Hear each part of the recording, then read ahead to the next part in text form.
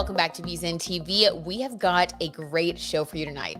So, the rise of the self love hashtag on social media, coupled with the soft girl movement and the Sophia Richie effect that's become very popular, well, all of these things signal a shift away from the burnout inducing girl boss pre 2020 hustle culture that we all lived. And this trend, this big shift, it reflects a cultural transformation among women who are tired of pushing themselves beyond their limits and are embracing a new era of authentic self love. However, achieving self love is not as simple as following a prescribed set of steps, despite what a lot of these hashtags, social media gurus, and books may suggest. So, what are we to do? Rather than put on one more mask or try to live up to an additional requirement, we have licensed mental health professional Dr. Shainna here for a conversation about authentic self love, what that looks like, and how to start the very individualized process of creating it for yourself. It's going to take practice and it will be a journey, but it's one worth taking. And we're all in this together. So let's shine a light and get into our conversation with Dr. Shainna. Well, Dr. Shainna, thank you so much for being here to talk about self-love. Thank you so much for having me. I love getting to talk about such an important topic. Such an important topic. And I feel like there is a lot of buzz, right, about this word. We see it on TikTok, we see it trending in social media. And I feel like after reading your book and going through your workbook here, which I highly recommend everyone get, um, I realized that there is a lot more to it than what we see on the surface. It's not just, taking yourself shopping. There is a lot more underneath the surface when it comes to self love and self esteem. Will you tell us about your concept of self love? Absolutely. And first, I have to say, I love seeing when someone pulls out their workbook and it's all tabbed like that. Oh, this That one has is been worked on. that is the ideal way for me to see the workbook. So good on you for doing the work. That makes me Thank so you. happy. But I appreciate what you mentioned. And I think too, self-love, starting with the self, it does vary in definition from person to person. And some of that is expected and normal. So I share that because some of the listeners may hear my view and think that doesn't exactly fit for me. And part of the process is sitting with your own definition. What parts of what I share do work for you? And how do you want to shift that to make sure that it fits better for who you are? So, disclaimer first and foremost. But in my work, I've come to define self love as the active practice of accepting, caring for, and encouraging yourself. Oh, I love that so much. And sometimes that's easier said than done because we have so many things and thought processes that can be like really deeply ingrained. And that's also what you kind of helped dismantle in this workbook. Will you tell us about some of the blocks or, self-judgment, things that maybe we don't even realize could be blocking our self-love? Absolutely. And even going back to the definition, I mentioned that we hold different definitions, yet some of our definitions may have those blocks right in them, right? Like self love is selfish. I can't tell you the amount of times that I've heard that. Right. And I will dismantle that block first and foremost. It's my favorite one to dismantle Yes, dismantle it. because it's so wrong. I understand why. I understand where we got that notion from. It's the idea that if we're investing in ourselves, we're taking from someone else, from something else, someone who's in more need, potentially lots of people. And how selfish, narcissistic could that be? But that's not how I see self love at all. I see self love as pouring into yourself so you are better able to hold the roles in your life. So if you are partnered, you can be a better partner. If you are a sibling, you can be a better sibling. If you're a teacher, a better teacher. So it's taking care of yourself because when you're well, you're better able to be there for, yes, yourself, but for other people too. So that's one of the biggest roadblocks that I think that it's important to address. Okay, love it. So now that we are all in a place where we realize it's not selfish, we are just creating more good energy. It's not about taking away from our lives.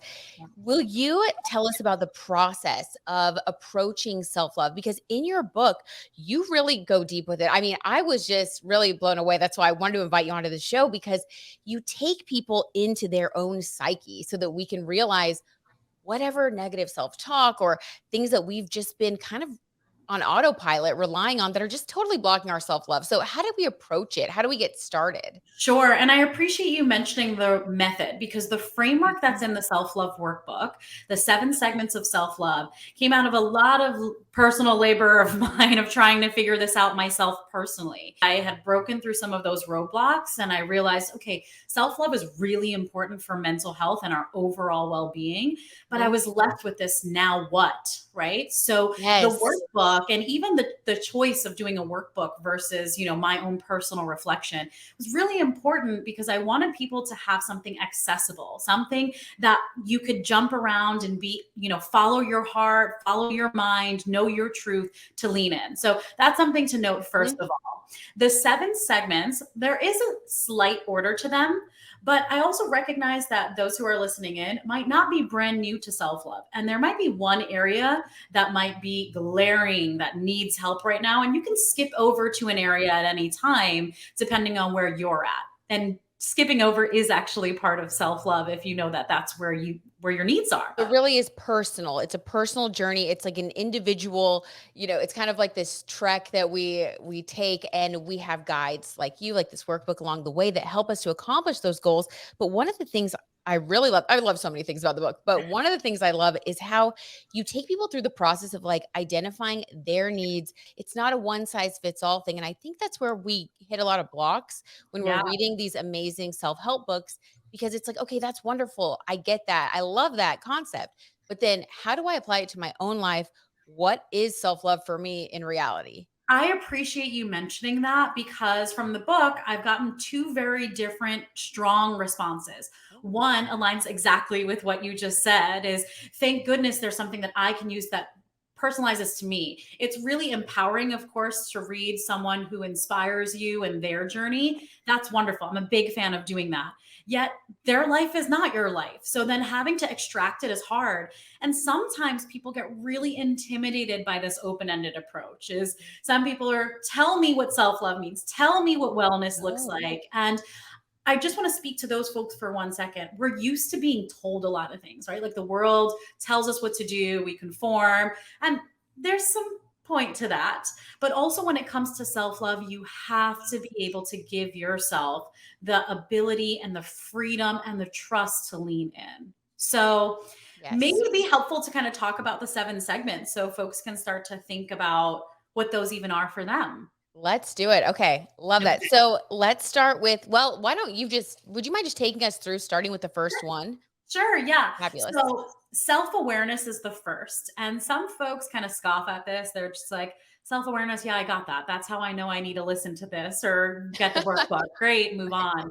But think about the time before you knew that. So self-awareness is the first important foundational block, and it's important to embed throughout. That's the first segment. It ties in really well with the next segment, which is self exploration. Because it's one thing to know. So maybe I'll use the example of it's one thing to know you need self love, but it's another thing to explore what does self love look like for me? How do I Mhm. practice self love in my life? What are my personal roadblocks? Forget what this random person is telling me are Right. roadblocks, right? So digging deeper, that's self exploration.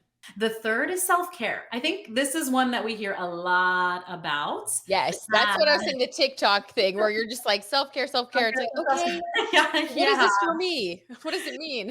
Yeah. Exactly. And you mentioned shopping. Sometimes it is shopping, but sometimes it's Sure. not a shopping spree. Sometimes it's going to buy medicine, right? Sometimes it's Mhm. going to buy, fruits and vegetables to meal prep, things like that. So it's wide. But I see the definition of self-care as the active practice of paying attention to and recognizing your needs in your current context.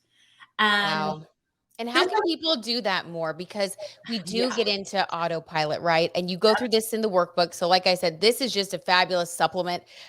We love getting to talk to you, but I really think everyone needs to read this and go through it themselves.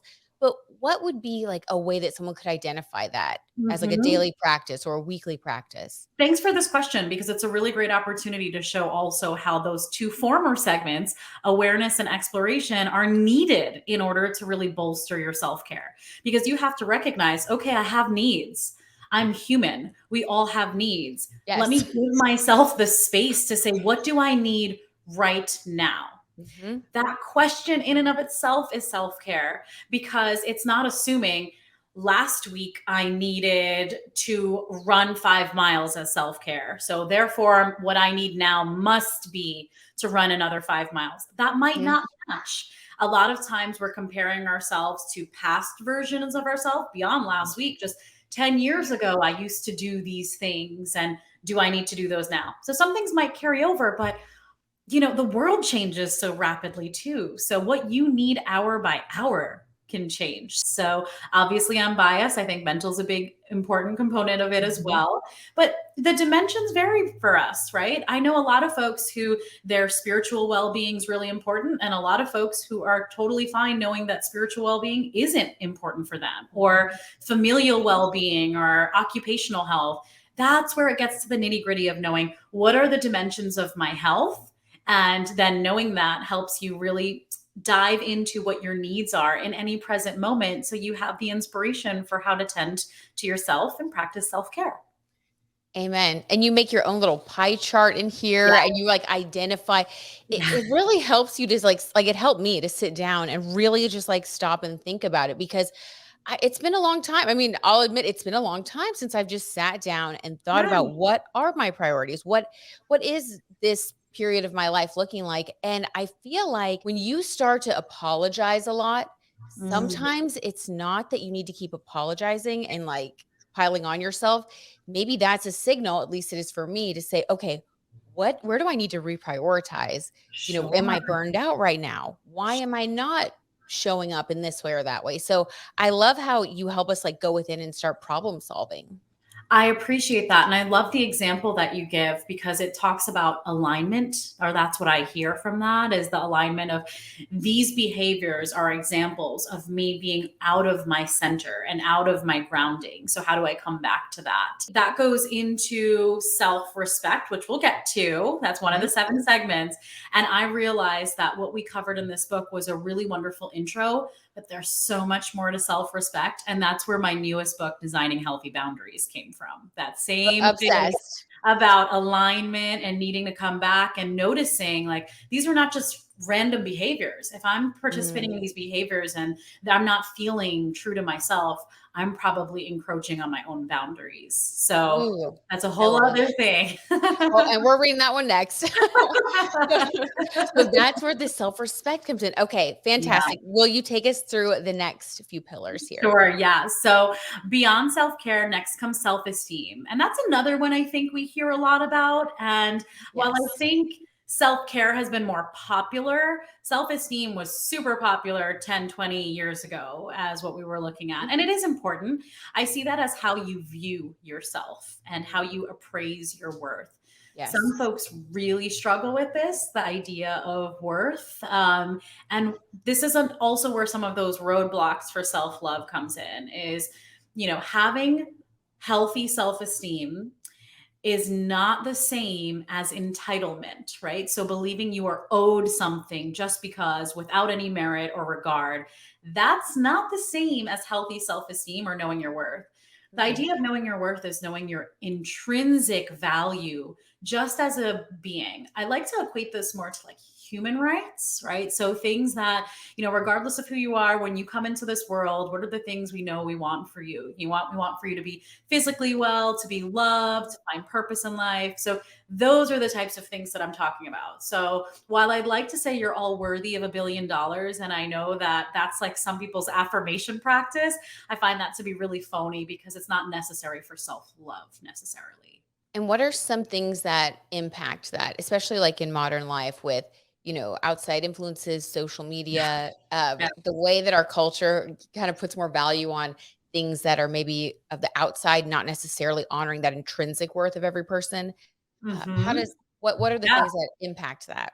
Yeah, preach it. You could keep going. You're already all of those things. You ask what impacts that, and I almost have this flipped question in my mind of what doesn't really. So the Hmm. examples that you gave. So while it's how you view yourself, and this is another thing to think about with self love, you don't exist in a bubble. Most of us don't, right? We are parts of lots of different systems. Maybe it's your family system, maybe it's your work system, your wider community system. Knowing that we have influences from all of those spheres. So, Mm. culture is a huge component. That could be, American culture and how that affects us, Western culture, culture of the 21st century at large, right? So all of those do if influence your worth. Mm. It's really hard. I'm really racking my mind to think about what doesn't affect your view of you. Wow. So how do we stay Yeah. centered in our self-esteem and self-worth while we sift? Yeah, and there's such wonderful activities in that chapter too to better understand who Yes. you are. So it's not just like, okay, I view myself in positive regard, I give myself grace. Well, why? And in what spaces? And what spaces do I easily give myself grace? And what spaces are a little bit more challenging? So there's a lot in that aspect. And, with these segments, it's not like I get through a section and I've leveled up and now I'm working on self esteem and self care is done and self awareness is done. They're all flowing at the same time.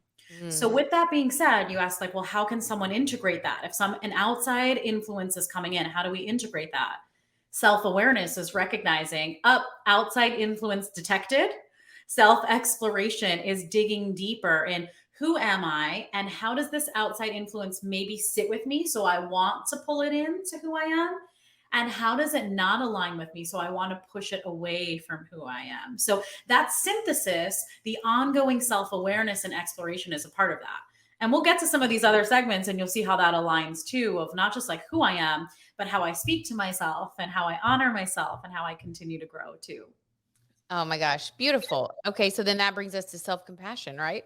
Yeah. They So all, like you said, they all flow into each other. they do flow. And I see self kindness as the practice of being a good friend to yourself, or at least in its healthiest form. And I use it as one of the ways to kind of catch my own self talk. I can be way kinder to other people than myself. I Yes, same.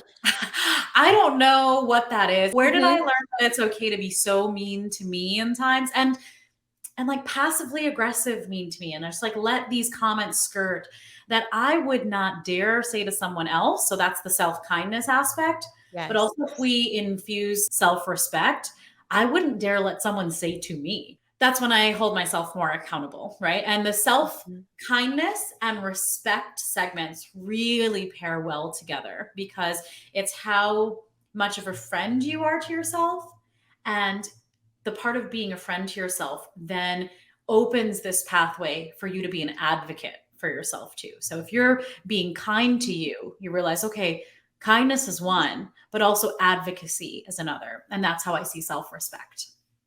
That's so beautiful. I love that. And yes, so relatable and also refreshing to know that you are still in the process, even though I'll you're an always expert on be. these topics. Like we all Uh, are in the process. yeah, I will always be. And I think that's Mm. really important. It's part of why I utilize more of the workbook approach because we are all at the same level of needing self love today. We needed it yesterday, and we're all going to need it for every day of our lives. So there isn't any echelon that we get to that we just level up and out. And I'd love to speak with someone who claims they have. Honestly, out of curiosity, maybe they know, maybe they know something that Maybe, we don't, right? But I maybe. think that there's something about that that just goes against the entire paradigm of self love to me, and just wellness, right? We can have Mhm. good well zones and something will come along and humble us, right? A cold, a Yes. virus, an accident, right? So, you know, maintaining that humility for when our self-love is strong, appreciating that, paying attention to what works, and knowing that it's absolutely normal for it to falter. Oh my gosh, I love that. And what a relief. What Yeah. a total relief to hear you say Yeah. that. Yeah, and I think part of why I wanted to do this and share this was because I felt really intimidated even after pursuing these degrees and having my own practice and thinking like, okay, I know a decent amount about mental health. I felt really intimidated by the idea like you have to have it together all the time. Mm. And some of these other resources that exist out there that kind of seem that way, right? Like Right. I've worked through it and like this is what you need to know. And I just don't believe in that because it aligns with perfectionism. And as a recovering perfectionist, it's really important to let go of that. Yes, you're speaking my language. Totally relate to everything you're saying, 100%. And so then that takes us to our next pillar of self-expression, which is a really fun, beautiful one that allows us to especially get out of that perfectionism mindset and into a different area of ourselves. Yeah, absolutely.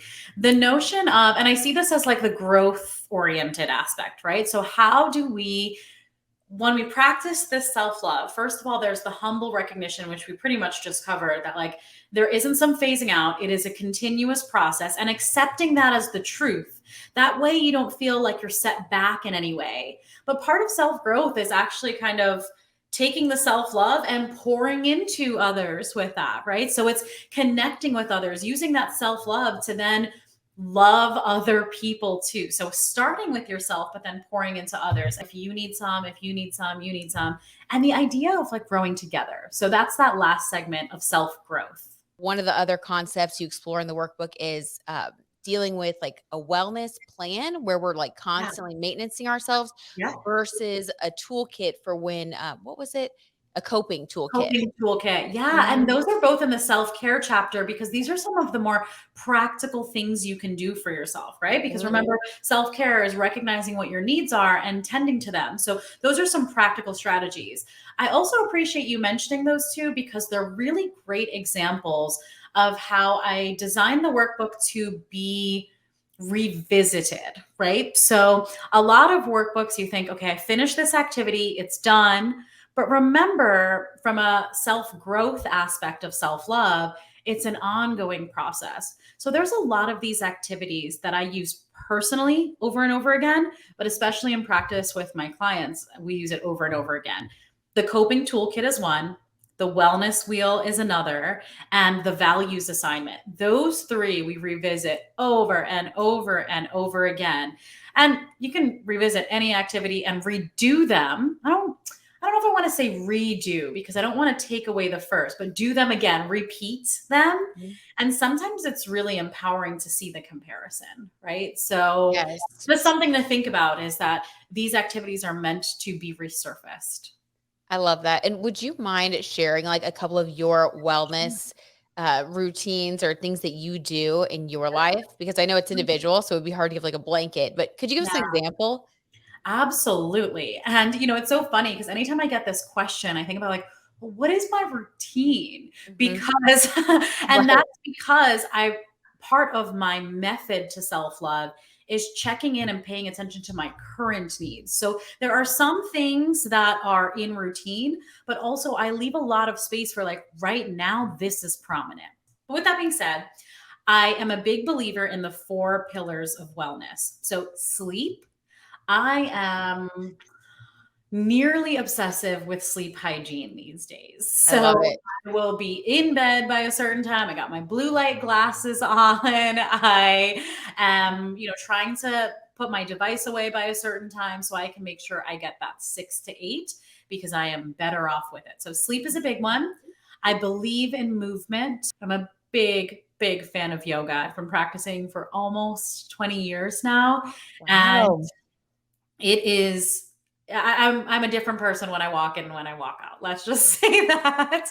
I love Um, that. but movement and whatever that means for you. I love to strength train as well. So I'm back and forth between pretty much yoga and bar and strength training. Those are my favorite forms. I've become a really big fan of mindful walks as well. I know these hot girl walks are really Yes. popular. Mine doesn't feel that hot because I have my German Shepherd and have my toddler, so it doesn't feel super hot. It's still Um, hot. It's still hot. it's still hot and it's definitely hot because it's Florida, but Yes. I try to practice mindfulness. I try to unplug, put the phone away, Mhm. and just pay attention to the environment, how the trees are moving, the different flowers we see, how the wind feels on my skin, things like that. And that is really helpful. Those are some of my big routine aspects, but I do think that even allowing myself space throughout the day to question where am I right now? Mhm. What are my needs and how do I prioritize those? That is so second nature. And Mhm. It's hard to call it routine because it's not like it happens at certain times of the day. Mhm. It's pervasive in my life now that like when Wow. I have a moment, it pops up fast. I go through it quickly and it pretty much directs the course of how I live my life.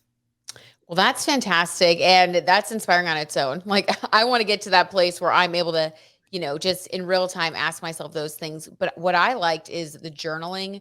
You have a lot of, Mm, like, journal prompts and things like yeah. that, so if someone is, still kind of getting to where that is a habit or sort of second nature to check in, I really like the journaling, and I mean, there's really something for everybody. So, will you tell us about the final pillar, self-respect? Yeah. Absolutely. So self respect is, I was mentioning that ties in a little bit with the self kindness. And that is the process of advocating for yourself. So you need that foundation first of being able to treat yourself with kindness. Because if not, the self respect just becomes cruel, right? And you're just pretty much a dictator in your own life versus being an informed advocate. I think of like if you're in any situation that you want to hire an attorney, you want to hire someone who listens to you, knows your story, is willing to advocate on the truth of who you are and your integrity. So thinking about that, that's who you want to hire for yourself in terms of self-respect. And that's where those boundaries come out.